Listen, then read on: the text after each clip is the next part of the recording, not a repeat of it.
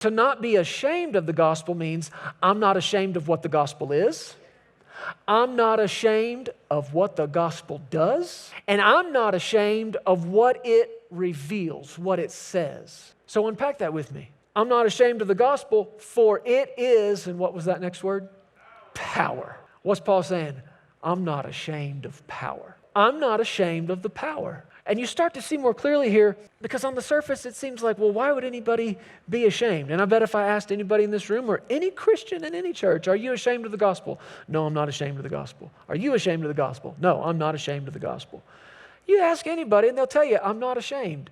Sort of makes you wonder why this verse is in here. Nobody's ashamed. Why do we need this verse? When you start talking to people, they say, well, I'm not ashamed of the gospel. Okay, well, what if there's a huge demonstration of the power of God that rips through this congregation? Then you find out. People start looking funny at stuff. People start thinking, oh, I don't know about this. People even start labeling that demonic. It's power, though. Now, I'm not saying everything everybody's ever done, any manifestation's always God. But the bottom line here is I'm not ashamed of the power.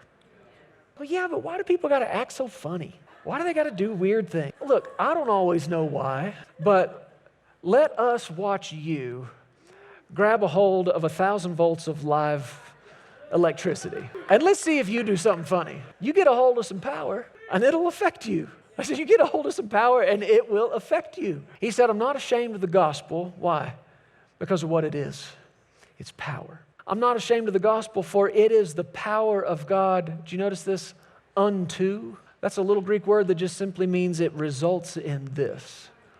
I'm not ashamed of the gospel because it results in salvation. It's power that results in salvation. I would say somebody being born again, going from spiritual death to spiritual life, is maybe one of the greatest displays of power that you and I could see.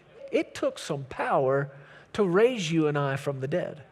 How do I know that? Because it took power to raise Jesus. The Bible says that it took the working of God's mighty power to raise him from the dead.